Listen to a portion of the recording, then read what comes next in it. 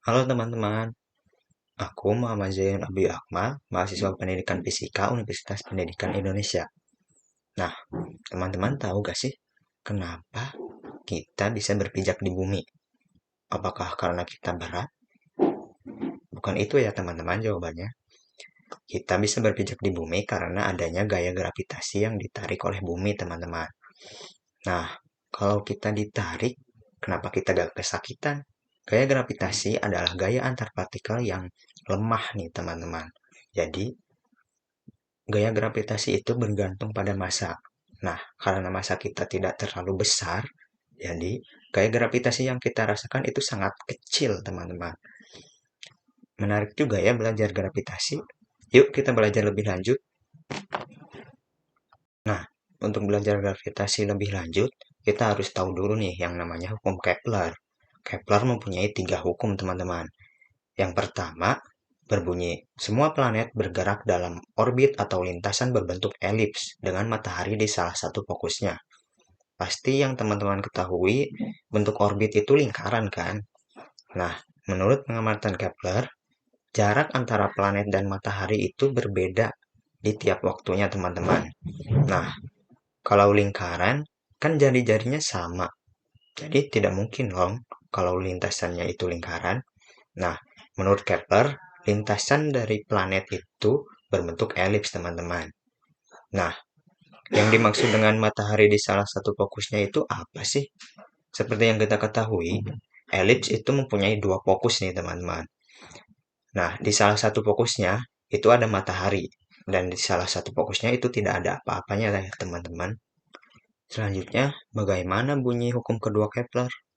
Bunyi hukum kedua Kepler yaitu garis yang menghubungkan tiap planet ke matahari menyapu luasan yang sama dalam waktu yang sama, teman-teman. Nah, maksudnya apa sih? Maksudnya, tiap titik yang dilewati planet akan membutuhkan waktu yang sama jika luasan yang telah dilaluinya sama nih, teman-teman. Misal, dari 3 ke 4 itu 1 hari, dari 4 ke 5 itu 1 hari. Maka luas dari 3, 4, dan 4, 5 itu sama nih, teman-teman. Lalu, bagaimana jika 5 ke 6, 6 ke 7? Nah, waktu dan luasnya itu akan sama, teman-teman. Jika waktunya 1 hari, maka luasnya akan sama dengan luas 3, 4, 4, 5. Gitu, teman-teman. Selanjutnya, hukum ketiga Kepler yang berbunyi kuadrat periode tiap planet sebanding dengan pangkat 3 jarak rata-rata planet dari matahari. Nah, sebelum kita ke penjelasannya, kita harus tahu dulu nih, periode itu apa sih? Nah, periode itu waktu yang dibutuhkan planet untuk mengelilingi matahari nih, teman-teman. Nah, disebutkan bahwa periode tiap planet sebanding dengan pangkat 3 jarak rata-rata planet dari matahari. Nah, maka semakin kecil jarak planet dari matahari, maka periodenya pun akan semakin kecil. Jadi, waktu yang dibutuhkan planet untuk mengelilingi matahari itu semakin sebentar, teman-teman. Dan begitu pula sebaliknya, semakin jauh planet dari matahari, maka periodenya pun akan semakin besar. Jadi, waktu yang dibutuhkan planet untuk mengelilingi matahari itu akan sangat lama, teman-teman.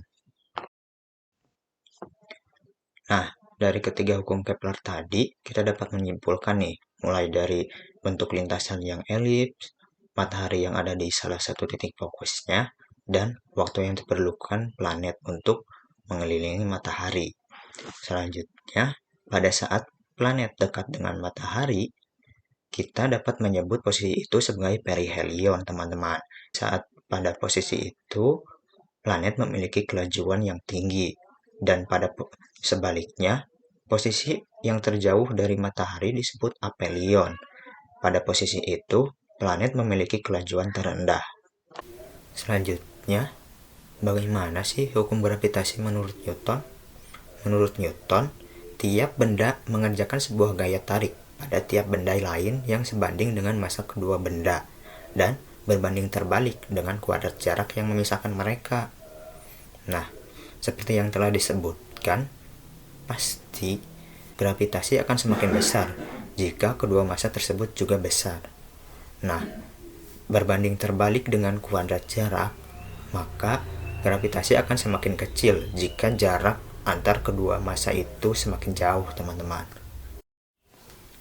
Selanjutnya, medan gravitasi bumi nih, teman-teman.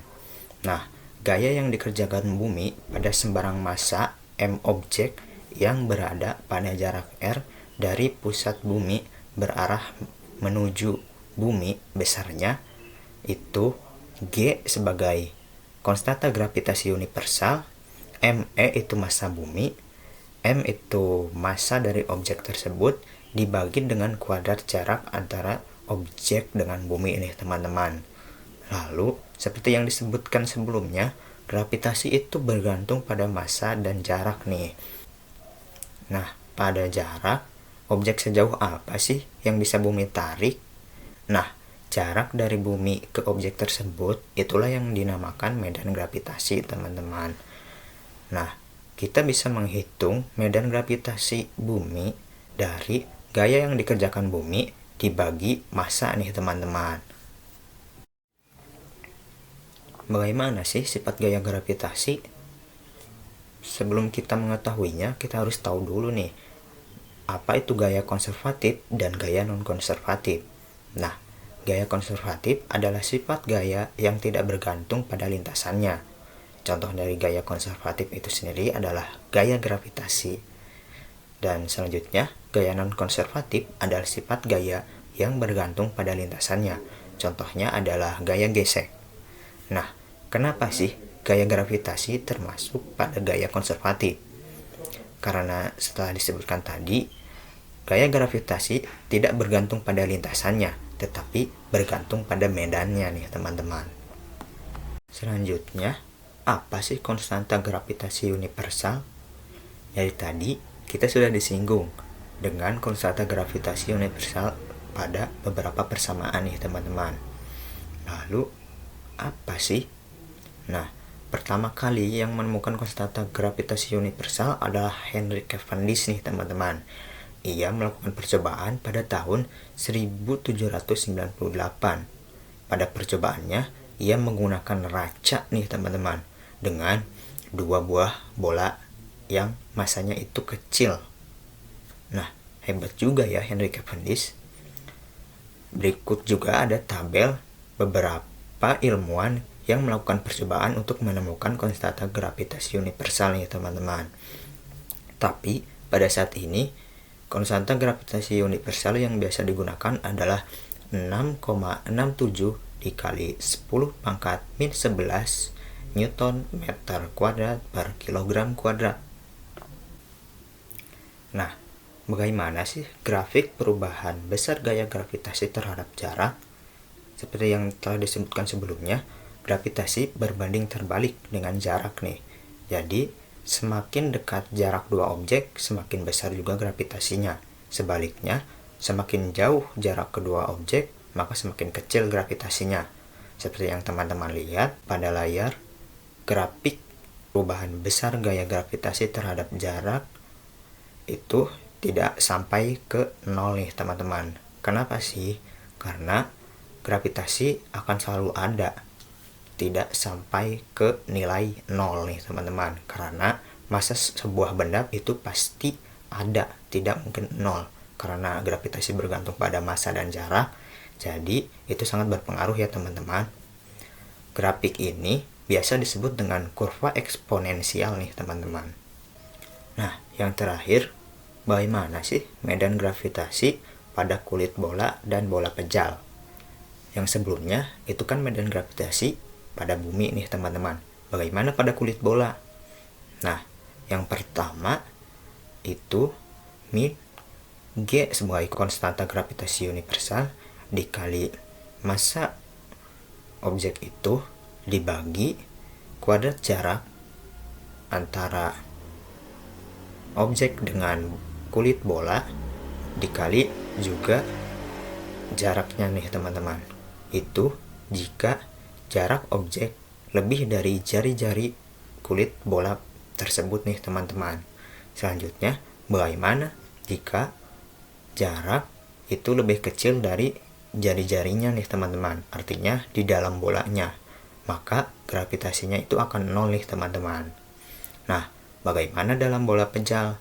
Pada bola pejal, jika jaraknya itu lebih dari jari-jari bola pejalnya, itu min G sebagai konstanta gravitasi universal dikali M itu massa objeknya dibagi kuadrat jarak objek dengan bola pejalnya. Selanjutnya, bagaimana jika R atau jarak objek terhadap bola pejal itu kurang dari jari-jari bola pejalnya atau di dalamnya? Itu sama dengan min G sebagai konstanta gravitasi universal dikali massa objeknya dibagi jari-jari pangkat 3 dikali jarak dari objek tersebut dengan bola pejal nih teman-teman. Mungkin itu saja yang dapat aku sampaikan. Nah, semoga pengetahuan kita mengenai gravitasi terus bertambah ya teman-teman. Sampai jumpa.